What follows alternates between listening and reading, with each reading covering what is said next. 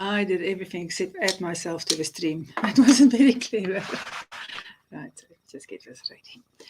Okay, so today we are having a discussion about denial, which is it's one of those things which are it's nearly impossible to have a conversation about denial, because we don't know that we are in denial about anything. We don't even know why we are in denial, even if we can figure out that we are. So the problem is this: if you go to somebody and you say you are in denial, then it's useless, because the only thing that happens is that somebody feels like they've done something wrong. So somebody feels that they've made, they're doing it on purpose. That's more or less how it feels if somebody says to you, you are in denial. It's like, on purpose, I don't want to know something. That's not what it means. It means that, remember, we're talking about self-protective mechanisms. So what we are doing is, there's something we nearly know. Now, this is something that I heard on Oprah. Wait, this light is too much. Let me close the light here, so I don't look like a ghost. Okay, here we go. So Oprah once said, the most dangerous thing is that which you nearly know. And that's denial. You nearly know something, but if you know this thing, you have to take action.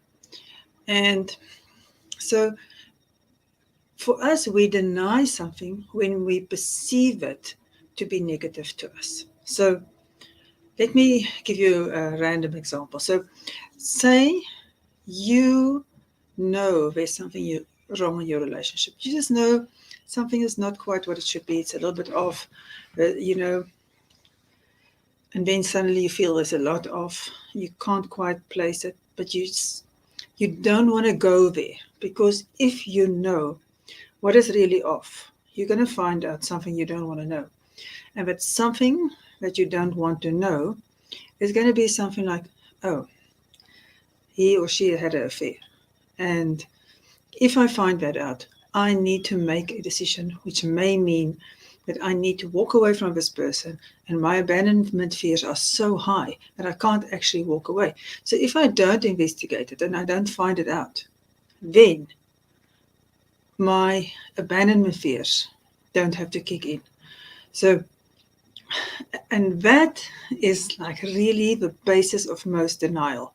We are scared that we're going to lose something so much that we don't make the right choice for us. Because if you are in a relationship with a person and that person is having an affair, you actually want to know about it, because you want to either say, this has to stop, choose me, or you want to say, do whatever you want, but I'm not going for this, cheers.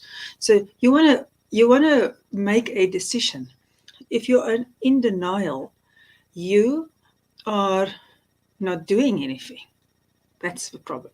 So anything that you are in denial about, you're not doing anything about it, which means it is going to get worse and worse and worse until it's so in your face that you can't avoid it.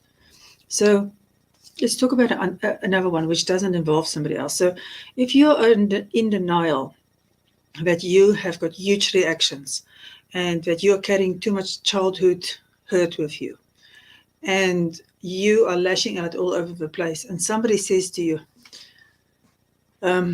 you know what, maybe your childhood was so bad that you can't handle criticism. Maybe you had such a bad experience during childhood that you can't handle criticism. And that person has such a need to look at their parents as being perfect. They have such a denial about the fact that their childhood wasn't perfect. They would rather push you away or lash out at you for saying something like that than be willing to look at something which may be the truth. And again, it won't go away. That nobody will get better until you go like, maybe there was something that I forgot about. Maybe there was something I pushed down. Maybe there's something I didn't want to know. Maybe I just wanted, like everybody else, to believe that I had a happy childhood and that I wasn't different from other people and that I'm a perfectly acceptable person. So if I stay in denial, which is something our brain does to us, It gives us something else to distract us, to hold on to, so I don't have to do this difficult work. Then I don't have to go scratch around there and maybe face the trauma again and maybe need to work through it. So we are so scared of facing the trauma that we don't understand that the trauma of not knowing is actually worse. Because once you start working through trauma, there's a release. There's an enormous release. You are free from it. If you don't, it holds you down. But we don't know that. So we fear that so much that we will rather say, yeah, but I had a perfectly happy childhood. You know, what's going on? I'm perfectly happy married. I'm a happy person. Some people are so determined to be happy people. I'm so happy. I'm so zen. I'm such a helper. Everybody loves me for being so friendly and so, so always willing to help them. But I am unwilling to go to anything that feels negative to me. I've been so praised for being this positive person, but I am in denial about what I really need. And it will not go away. If we are just there for other people, then we will not feel fulfilled forever. We will get to a place where we are drained and where we are empty and we have nothing else to give. And we start resenting all the stuff that we're doing. But we are in denial about our own needs. We are, because we've been so praised for the opposite. Be a good girl, do everything for everybody. So those are just three very different types of denial. And for all of them, these are really the things that we have blind spots about. So for all of them, there's really only two ways in which we can get help for this. Because reading a self-help book, like we all know, while you're reading it, like all pumped up, and it's great, I'm going to do this stuff, fantastic. You feel good while you're doing this, and you're motivated, and yes, you're going to learn some stuff, you're going to get a few new insights, it's all great, it's all cool. But once you've put the book down, you're moving on to a new place. So working with somebody who's willing to help you find your blind spots, your denials, and help you not only find your denials, but give you something of a place of it, something that you can work through, that will give you the real tools, that will help you. That is first prize. That's what I would wish for most people. Then the next thing is also support groups, because support groups are great. Somebody's going to call you shit, and you are not going to be able to deny it much longer. It's not the end of the world if somebody tells you you are in victimhood, which is another one of those absolutely enormous denials that we have. We don't understand what victimhood is. We have no idea that we can be this victim martyr person until it's in our face. So we can go around manipulating people. We can extract the last ounce of sympathy from everybody until they're so tired of us that they don't want to be around us anymore and start becoming resentful and pull away from us. So this is not what we want. But if we are in a martyr victim position all the time, we become a bit tiresome at the end, and we drain everybody around us from their energy. So it's not a pleasant experience. And at the same time, the victim is in such a drained, negative, disempowered place. So, but we don't see it. We are in complete denial that we are in victimhood. It's like one of the most entrenched places that we can be, because in our heads we think it works.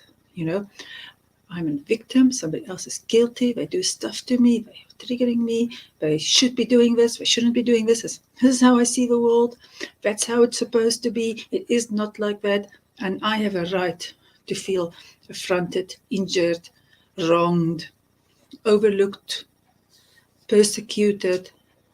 But no, we are grown-ups. We have no right to any of those things. You have a right to speak up and change your circumstances. That's your right. Not to walk around like a victim. And it's negative for you. You don't feel good when you're in victim mode. You feel terrible.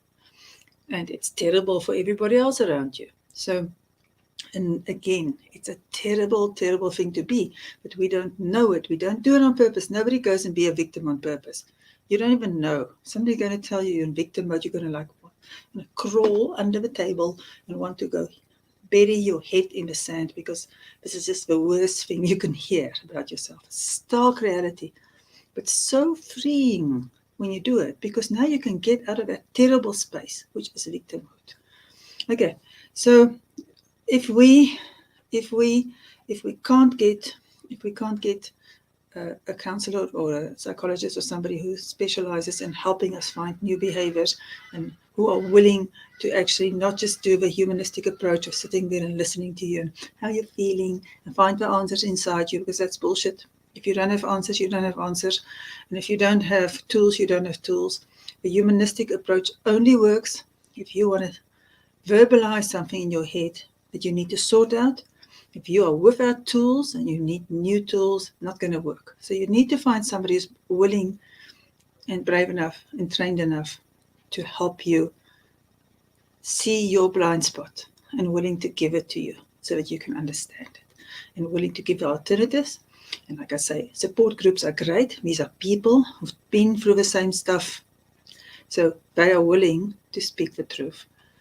And then the last way, which is the only way which I think you can do it by yourself, is when you have something that gives you a lot of questions. So you can do a lot of journaling, constructive journaling, not just like, let me go and put random morning pages or whatever. That can become very victimy, very avoidant. But constructive, prompt-orientated journaling, deep questions, insightful questions. So if you find something like that, like I wrote my book with a workbook, so that there's that deep journaling, the opportunity to write, to answer the questions, to think deeply, to challenge your thinking, to find and even have exercises in which you can change what was negative into a great positive view. That's the only ways that we can really deeply transform and get to our denials. They are buggers. They're not easy to get to. They are really, really hard to get to. So, all right, so that's the end of my story. So if you have ever uncovered a denial, then you are lucky. And I can't even ask you to come and tell me what it is that you don't know, because you don't know. But if you feel out of sorts in any kind of way, if your life is not aligned, if stuff is not making sense, if you have a knowing that there should be more, and somehow you're not getting it, get help, get support. There is more, I promise you. I've come from that life where I was perplexed and absolutely confused about life. Why on earth am I not reaching my potential? Although I looked successful from the outside, I knew inside there was more. I knew it didn't have to be this hard. I didn't know how to do it differently. To get this emotional freedom and to be able to just show up and be yourself and inspire other people. And I mean, it's priceless. It's worth going through every single denial that you have. Because if you don't, you're being held prisoner by it. And I don't want you to be held prisoner by anything. I want you to be free and be yourself and help other people and be the change of the world, because the world needs a lot of changing. So if you've watched this, I would love it if you give me a few hearts on top there. You know, I always like seeing hearts. I don't know if anybody's watching right now. This is meant for Sunday. So, and also please share it. It's a short little video. Please share it. You know somebody who needs this. And then next week, next week Sunday, we're gonna do another self-defense mechanism, and I think we may be talking about always being innocent. Or I think we should talk about that. That's a great subject. But for now, go think a little bit about the denial. Oh, there is a comment. Let me go see quickly. Let me see. Hello, Joy. It's so nice to see you. You're not usually on the lives. Look how happy I am. It's great to see you. Okay. All right, everybody.